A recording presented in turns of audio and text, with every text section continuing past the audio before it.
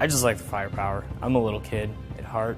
I like working on the gun. I like loading all the munitions we load. When we go TDY anywhere, like to Davis-Monthan or anything like that, we load everything we can get our hands on. And it's entertaining. It's hard work, it keeps me busy, but it's fun. Always a welcome sight to U.S. and Allied forces on the ground. This is the A-10 Thunderbolt II, better known to its legions of fans as the Warthog. While it can be equipped with a wide variety of today's most sophisticated weaponry, the Warthog is, and always will be, known for one rather distinct feature. This is the gun. Officially known as the GAU-8 Avenger, the gun is the primary weapon system upon which the entire airframe of the A-10 was built. It is essentially a flying cannon providing 30 millimeters worth of American air power. So this is obviously the business end of the 30 millimeter. Here are the rounds right here, so this is the casing for the round. And these are actually, they stay within the gun because if you were to spit these out, like a lot of times other guns will, so much ballast and the center of gravity of the aircraft will come off so much that you have to keep it in. A normal combat burst is what we call it. It's a 2-second squeeze. So with the gun spinning out, that's around 112 rounds for 2 seconds. With the amount of rounds that we have, which is 1,100, I guess about 9 trigger pulls of useful, combat damage that we can provide. The gun is by far the Hogpod's favorite thing to do. The gun is the most flexible weapon we have, most of the time the most effective, but then we also at the same time too can carry a pretty incredible assortment of different weapons between the Maverick missiles, precision guided munitions, rockets, illumination stuff we can use at night, and all different sorts of stuff they're constantly building upon on the Hog. But the gun is still the most effective, flexible weapon that we have. One of the distinctive abilities of the gun is the significant amount of firepower it can put into a target in very short order. The GAU-8 is a complex piece of heavy metal consisting of 7 rotating barrels, each 7.5 feet long and weighing 70 pounds apiece, with the total gun assembly, including the feed system and loaded ammo drum, weighing over 4,000 pounds. Airmen working in the aircraft armament systems field are responsible for keeping the weapon system inspected, maintained, and capable of spitting out up to 70 rounds per second. The GAU-8 system holds 1,150 rounds. It fires approximately 3,900 rounds a minute. The first second of fire fires approximately 50 rounds a second, and then from there it accelerates up to 70 rounds a second. One of the best aspects of working on this is hearing back from ground troops where they called it in and the weapon system performed as designed. It's great to be a part of that. This is the ammunition loading adapter that we use on the 30 millimeter gun on the A-10 Thunderbolt II. It's commonly referred to as the ALA or the Dragon. The ALA is powered by the aircraft's hydraulic power through a flex drive. It attaches to the aircraft with the load head, and we have a CIU that attaches to the ammo can that's delivered by ammo. We normally load 575 rounds per can, which adds up to 1,150 for the aircraft. And what it does at the same time, we can upload bullets and download bullets, and this times directly to the gun system. One of the training advantages available to A-10s and other aircraft in the Great Lakes region is the proximity of the Grayling Air Gunnery Range in northern Michigan. A-10 pilots from the 107th Fighter Squadron at Selfridge Air National Guard Base are just a 30-minute flight to the range at Grayling, where pilots face realistic and dynamic training scenarios. There, pilots are able to train with joint terminal attack controllers, placing bombs and bullets right on target. It's an awesome target set that we can go up there and play on. They're constantly changing it around as to what their customers' needs are. It prepares you very well because you can go up there, practice it, kind of training around it, and really when you start to fly over in Afghanistan, start to do the stuff that you're practicing training for up there, you're like, oh yeah, I remember doing this up at Grayling a lot of times. For Warthog pilots, maintainers, and their fellow airmen, ensuring this firepower is available when and where needed is at the core of their duty to their state and nation. The thing I like the most, obviously, is serving the United States military, serving in that capacity, and helping protect the people in America, overseas, and being a part of that. Our biggest thing that we do as hog pilots, helping out the troops on the ground and providing that aero coverage that they could need at any time.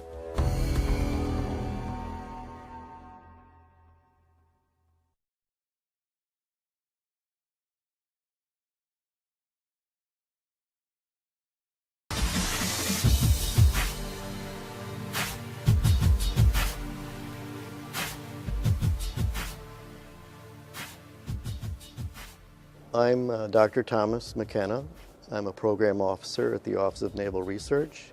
So there's substantial losses incurred when you have a major fire, when you can't suppress it at an early stage. SAFER is the shipboard autonomous firefighting robot. And this is a program that's been going on for about 5 years, basically to develop a humanoid capable of fire suppression. My name is John Farley. I work at the Naval Research Laboratory, and I'm the director of the Shadwell, which is the Navy's fire test ship. If we have a shipboard fire, we have to be able to quickly get it under control and then regain the ship's ability to maintain its fighting mission. You know, we have not only the ship, but we have ordnance on board, and we have a lot of flammable systems on board. Sometimes it's hard to keep the sailors up to the latest as far as training is concerned. Or sometimes they could create an environment and make it worse. Now the robot could be trained and constantly updated to make sure that the conditions are not as bad as what a human could make it. Well, our objectives for the demo on the Shadwell were to show that the robot could walk over what was a very uneven floor, that it could orient itself to the fire, that it could autonomously handle the hose, operate the hose, aim the hose, and suppress the fire, which it succeeded in. I'm Brian Latimer. I'm an associate professor at Virginia Tech in the Department of Mechanical Engineering.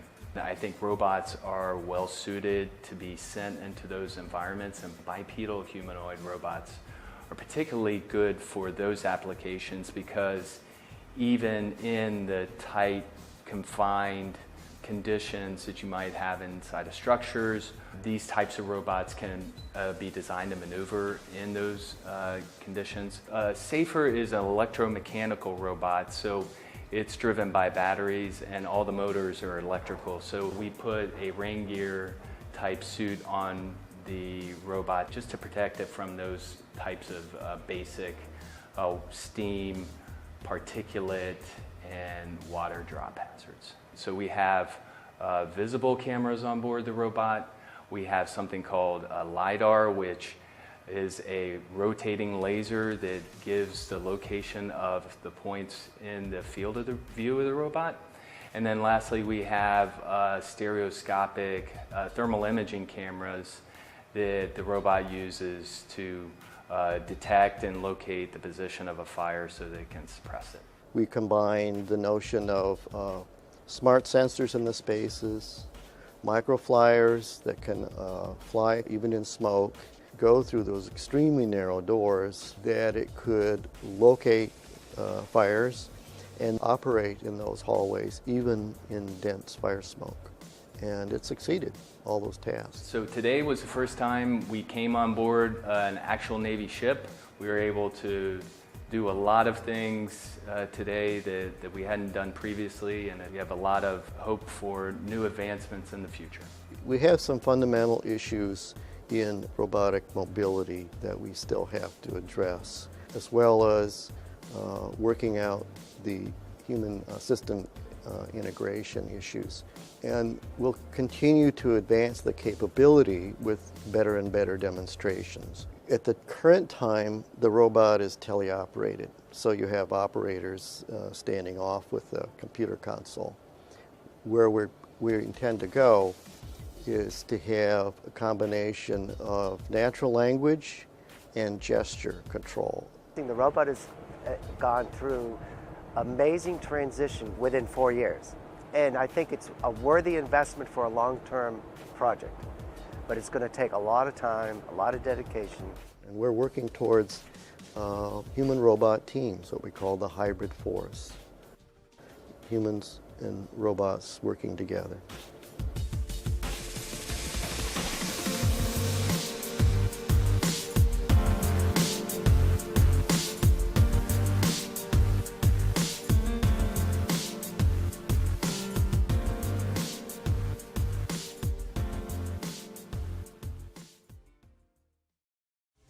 This week on a special edition of Today's Air Force, we'll take an in-depth look at the Boneyard. Without the parts that we reclaim here at the Boneyard, we'd stop flying.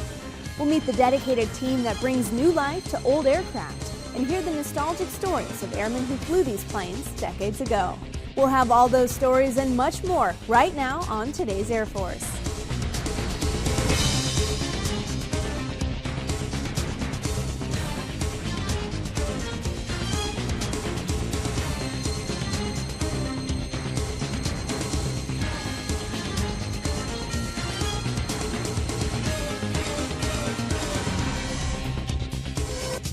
Hello and welcome to a special edition of Today's Air Force. I'm your host, Staff Sergeant Shannon Ofiara.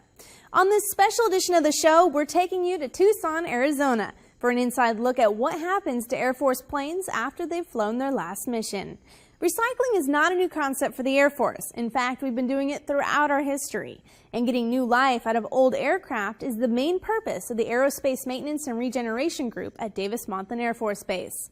Seen from the air, this sprawling 2,600-acre facility is filled with rows of neatly arranged aircraft, many which look almost ready for takeoff.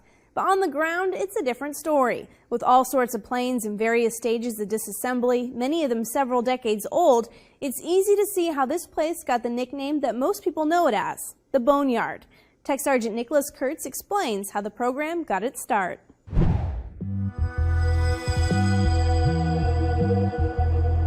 There are more than 4,000 aircraft parked here at the Boneyard. Taken together, these planes would make up the second largest air force in the entire world. But most of these planes will never fly again. They're here to serve a different purpose.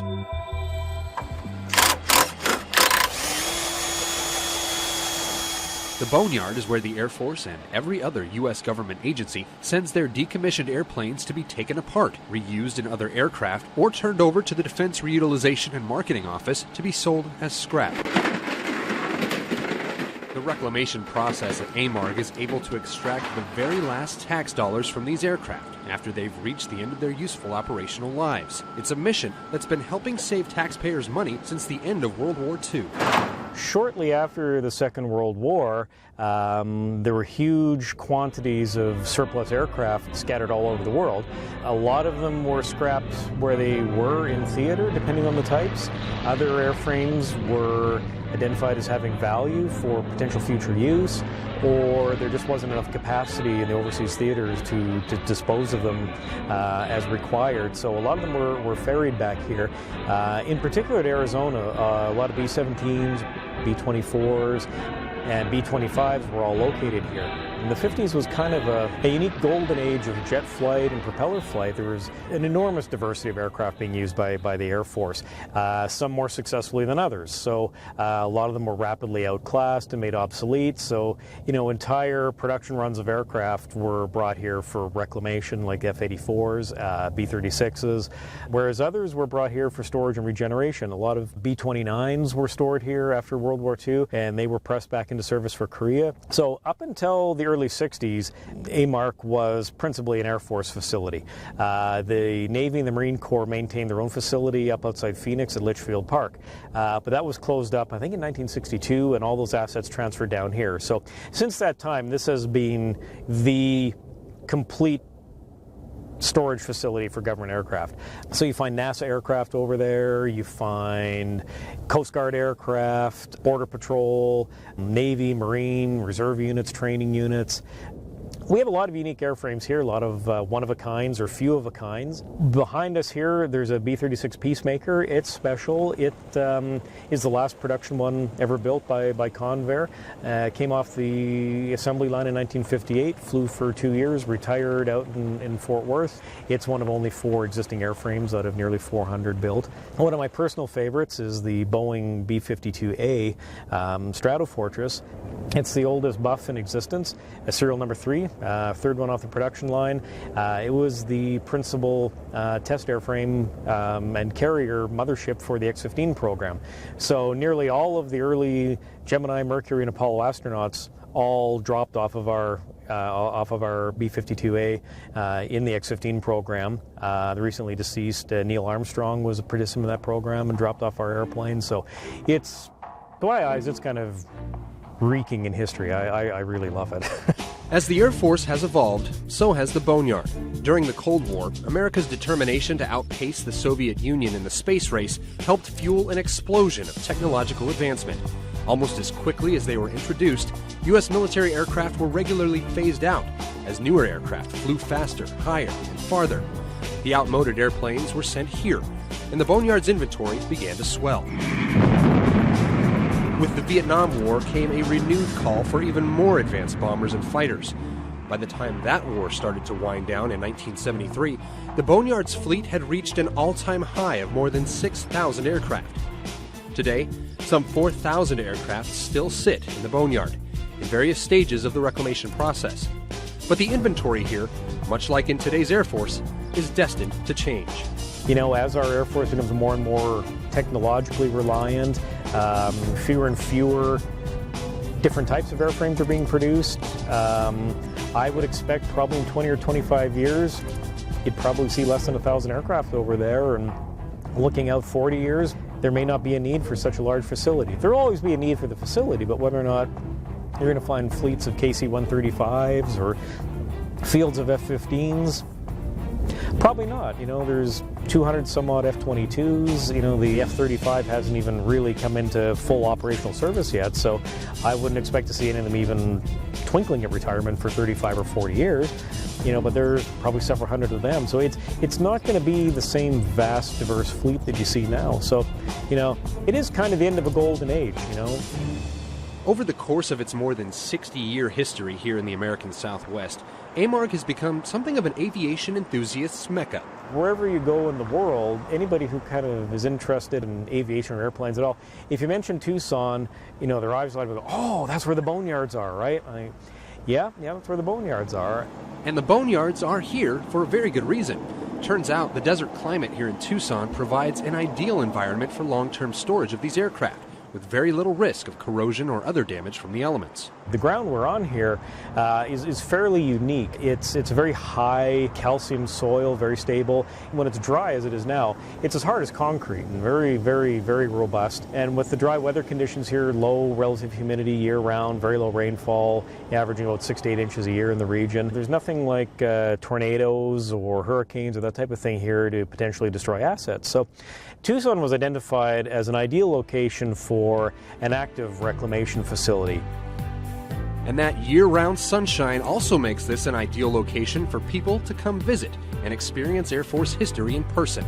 Normally, when someone wants to get a good look at some military aircraft, they have to do it through binoculars. But here at the Boneyard, you can get up close and personal with everything from fighters, bombers, tankers, lifters, just about everything the Air Force has flown in the last half-century. Our visitors almost universally enjoy the sense of adventure they feel coming out here in the desert to look at airplanes. We don't rope off our airplanes outside. People are free to get up and stick their head in the wheel well, bump their heads on a propeller, trip over a tie-down cable, run from rattlesnakes. You know, it's the authentic desert experience out here, and it's a big part of our charm and our appeal. One of our sort of taglines is, you know, where you can touch history, and we embrace that. So it's not all just about tearing down old aircraft as newer technology makes them obsolete. Preserving Air Force history has become like a secondary mission at the Boneyard.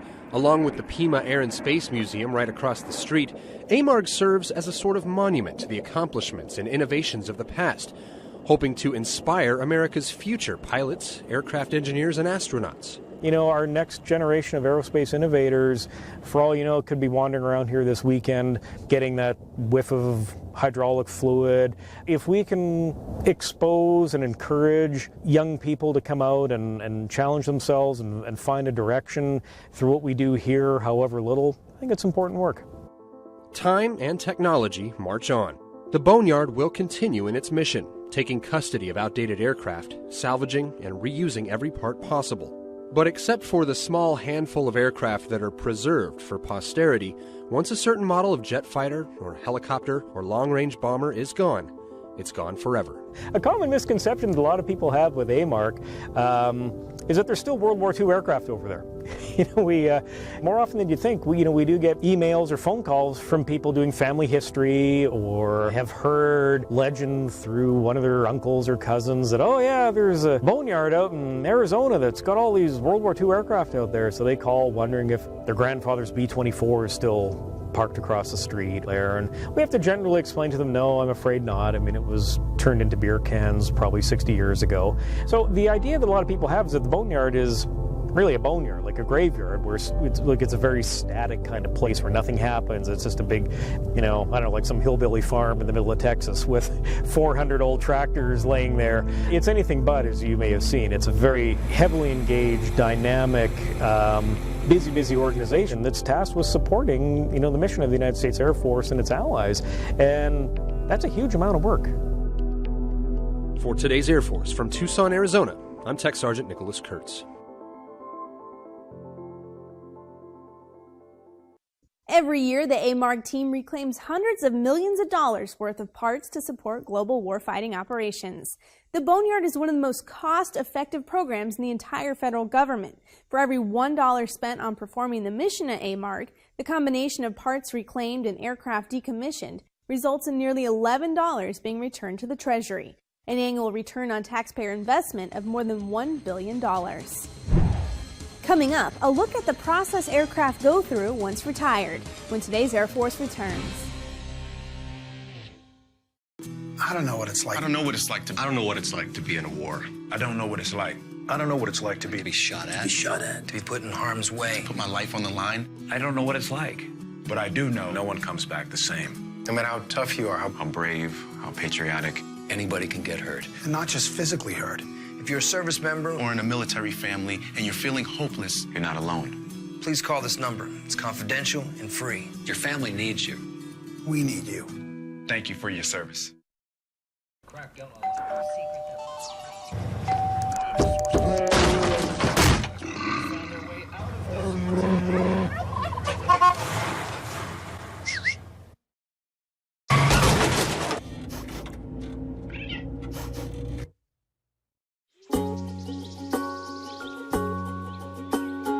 Getting closer to nature can get you closer to your family.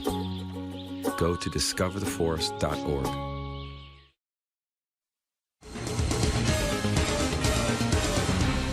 Welcome back to this special edition of Today's Air Force.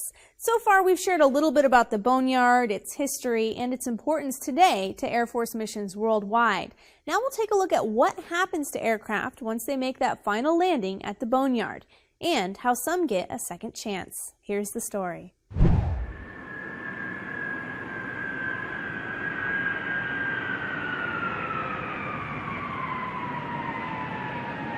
We're bringing this airplane here. It's its last flight. It's being retired from service from the Air Force to the Boneyard. It's flown over 20,000 hours, delivered cargo all over the world. It's a sad day with seeing this airplane being put to rest. But it has had a long life. It's been flying since 1969.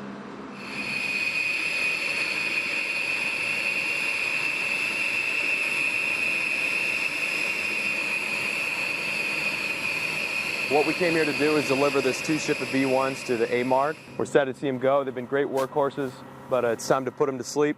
And so we flew in here from Dyess Air Force Base, the 9th Bomb Squadron. We're sad to see her go. She's been a great asset and really good at helping us defend our nation.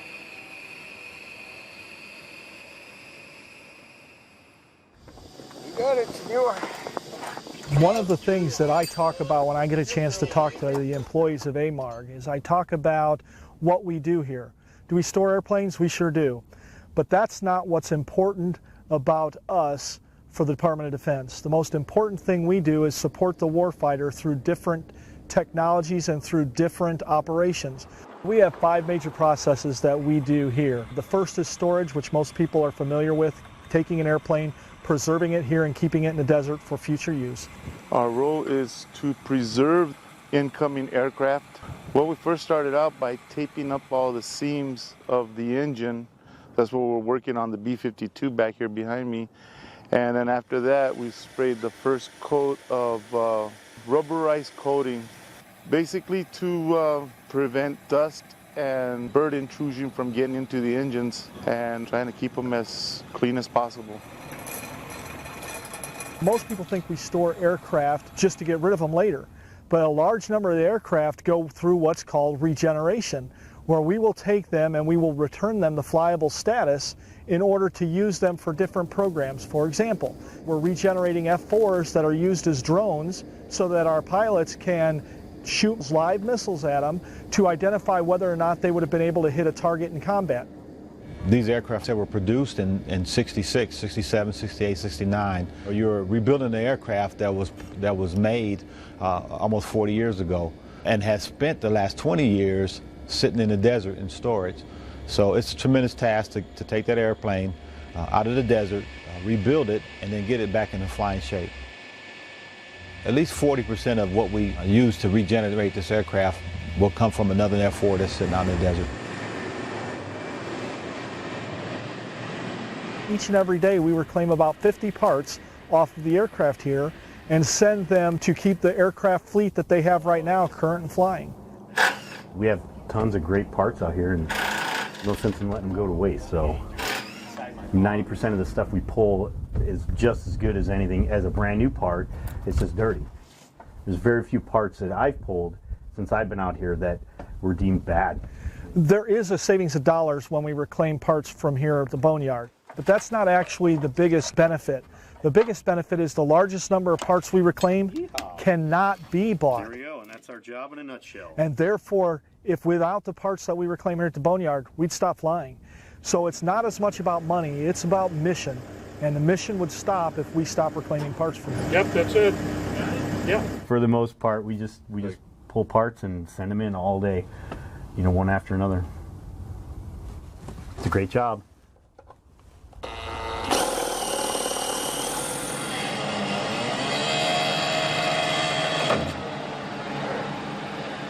So a lot of different things occur here all the time. We also do a little bit of disposal, taking aircraft that nobody has a need for anymore within the entire federal government and actually getting rid of them, cutting them up into tiny pieces and getting rid of them. And it takes a total of about, for C5, processing and shipping out about a week. We're demilling the fuselage of the C5. Basically what we do is we just tear it down, we shred it up, and then we send it off to refineries to be processed into other materials.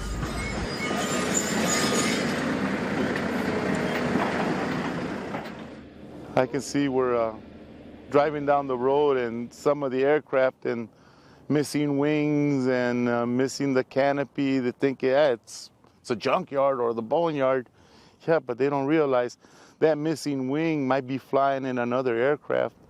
That missing cockpit window could be in another aircraft. Some of us retired military think that that's it, we don't do nothing else, but no, we continue with our mission, helping out the younger soldiers one way or another, accomplish their mission. And now let's take a look at some unique imagery from the boneyard.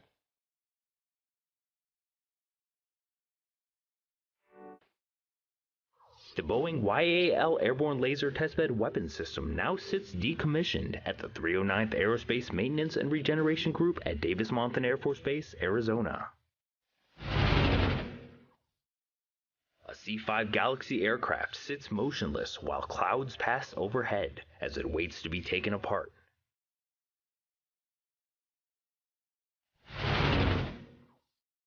Rows of F-15 Eagles and F-16 Fighting Falcons are stored and preserved. This allows them to be recalled into active service within 72 hours if needed.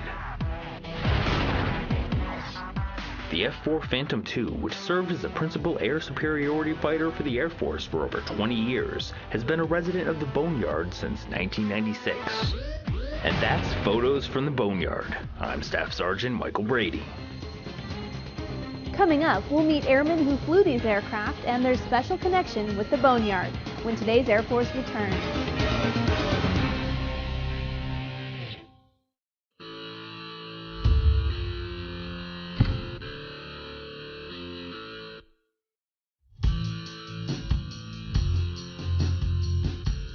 The design of the new Airman magazine, it's evolved into something now that's just really amazing to look at and to experience. This new generation that is coming in, they're very plugged into new technology and they're used to getting their news on their phone or on their tablets, and I think it's going to be perfect for those people out there who want that. It comes to life. Your multimedias, your audio, your video, and you can bring these things to people which we couldn't do with a magazine in the past. To me, it's very user-friendly. Having it on your tablet, you can take it wherever you want to go. Perfect for the person who's traveling all over the place, but still wants to stay up to date on what's going on in their service. It's an amazing new addition to the Air Force.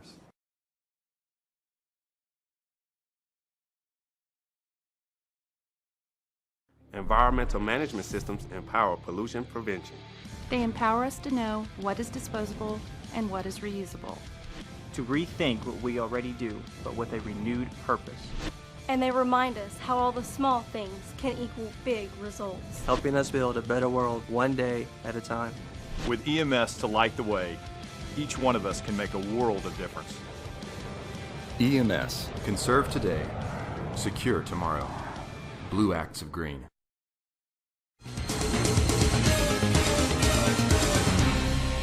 Welcome back to today's Air Force.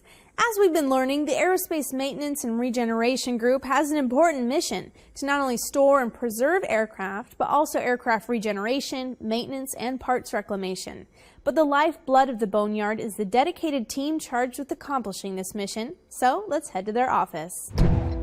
My name is Larry G.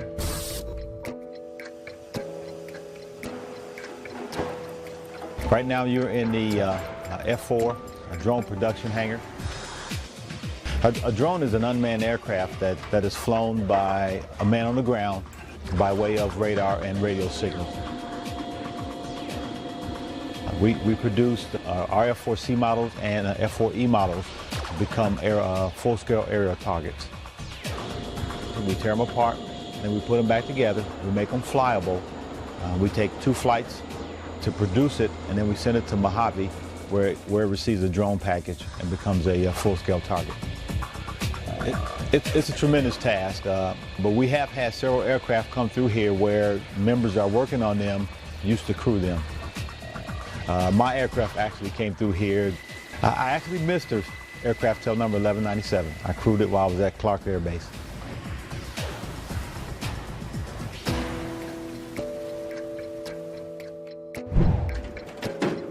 It's about 5,000 planes that are in the process of being decommissioned and taken apart to where you can see behind me to this point to where we get to cut it up.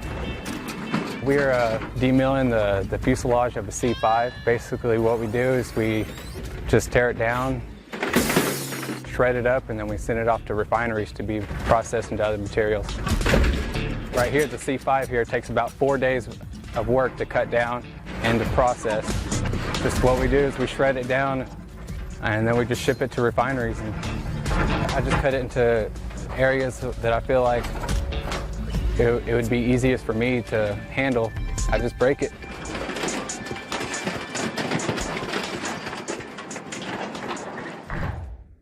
Throughout this special edition of today's Air Force, we